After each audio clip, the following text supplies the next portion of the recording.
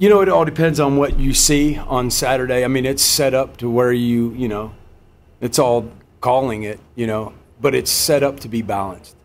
So it all depends on what you see. You know, if you're running the football on people, then you know you stomp the mud out of a mud hole and you just keep doing it. You know, and so it's kind of hard. You know, you always get that question as a play caller or a coordinator. You know, are you guys 60-40? Well, we're whatever's working that day, but we're set up to be able to win games if we have to run it, and to be able to win games if we have to throw it. Can you elaborate a little on Manny and kind of Nikhil and their relationship and how instrumental it's going to be? Yeah, you know, and they've been doing this now for 3 seasons together. So, you know, I expect a lot from them. You see it out at practice. You know, Manny knows where to put the ball, kind of where his radius is, and that's the kind of stuff that you learn in the summers, you know, when they're out practicing together. That's why it's so important when you have returning starters and they go through summer and you throw the ball together, because they learn each other. A fade route to Nikhil is way different than it is to Frank Darby. I mean, it's a completely different throw, and that's all relationship. Right.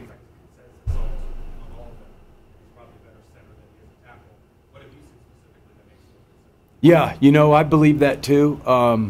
He's really smart, and so his ability to identify defenses and get the guys blocking the right guys in the combinations in the zone and the pass protections and get all that squared away. So, you know, you want to use his intelligence. He's really skilled at you know, holding the ball, and you know, him and Manny have a great, like one of the best I've ever seen relationship on, you know, holding the ball, trying not to let the defense pick up on our snap count and doing things like that. And it sounds a lot easier than it is. It really is. You'd be amazed. You'd be amazed. You ask a college team to go on 2, what'll happen? We'll jump off sides more than they do, you know, until you work on it a billion times, you know. And so, but he's pretty amazing. And then another thing is, you know, he moved over there, and you know, whenever you move somebody to center, you're expecting bad snaps, but you know, all of his snaps are really good, you know, and so haven't really had that worry, you know, and so. That's what I think makes him a really good. He's kind of like he's got a spider sense, you know, at center than he does at offensive tackle. Where would you assess your offense at this point? You know, we're getting better. I'm a little mad today, but we did a few things that weren't detail oriented. But you know, I think we're coming along pretty good. You know, we go out there on Tuesdays and we'll try a couple new things, little things here and there. But when we run our base stuff and everybody lines up, they know where to go, what to do, and they've done it a million times, they can operate pretty well. There's been so much uncertainty and turnover with this program in the last few years. Can you describe what has allowed Manny to remain successful and remain to be a steadying force through all of that, just kind of who he is as a player and as a person?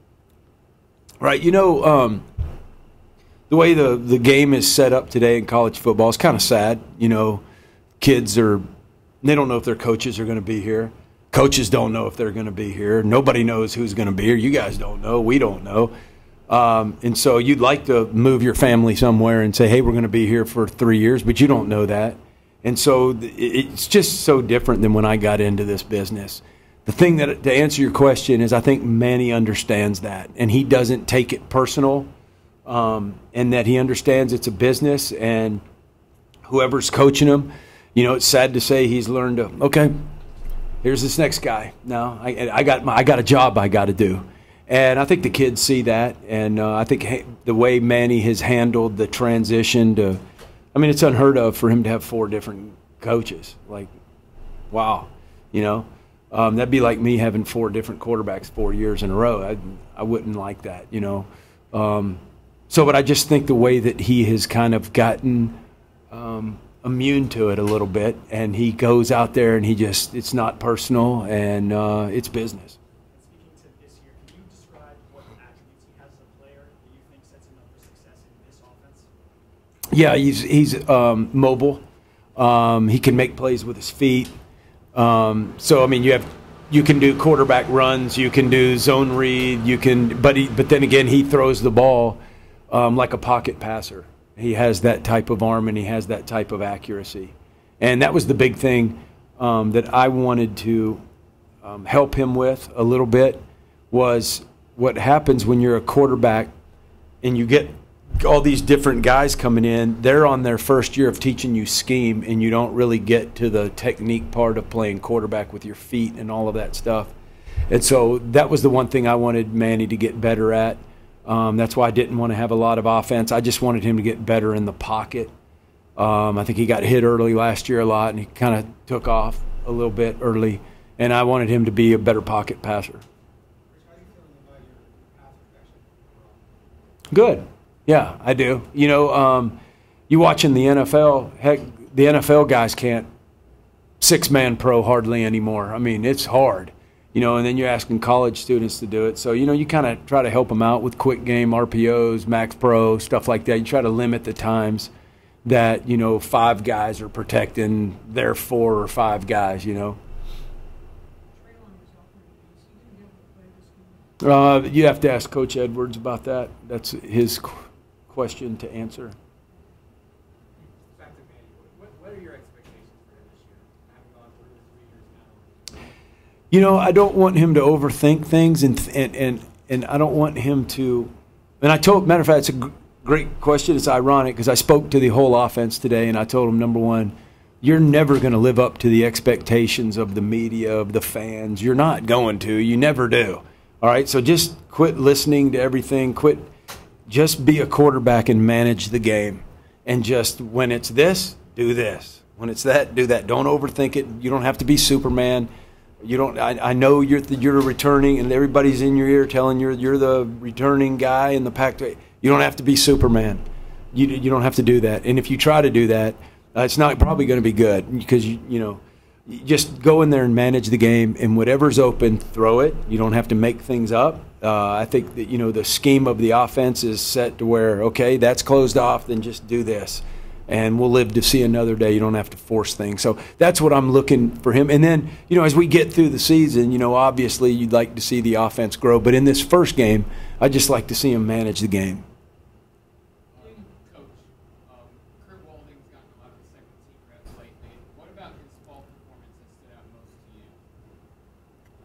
You know, I just think his accuracy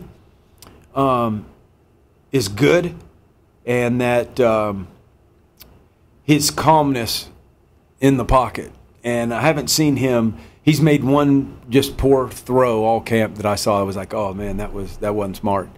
And usually, you know, with a new guy, you get 20 of those, you know. And so just seeing that and his ability to, you know, if something happens and you know, we got to play it back up, second or third team quarterback, those guys got to come in. They got to manage the game, and they certainly don't need to force anything and make, you know, crazy decisions. They just need to do what's open, man. And you know, that's what he does all the time, and that's why I like him.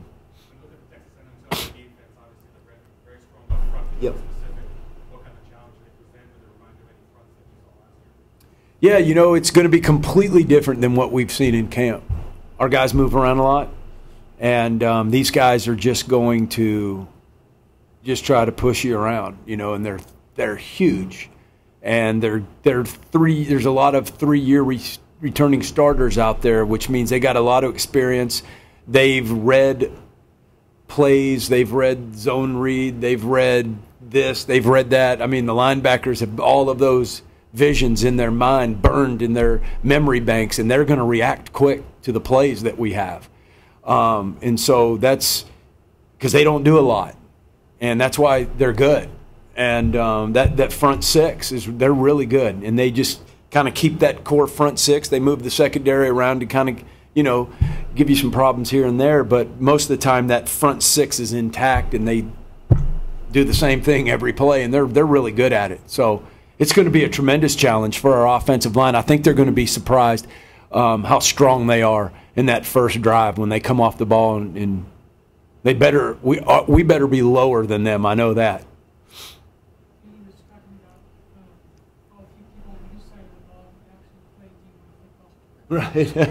Your side's like the opposite. Does that give you a comfort level to have guys with the one? Yes, absolutely. Because I was on the sideline with N'Keal Harry. I know how he's going to be in a game, and so I already know what to expect out of him. Manny, same thing. Cole Cabral, all those guys, and Casey. Even though I wasn't with him, he's been in big games. He's not going to freak out like his coaches, like we say. And we got some other guys. I don't know what they're going to be doing. A couple dudes, but most of our guys have played. They were here last year. They're not going to panic, and I think they're going to react really well.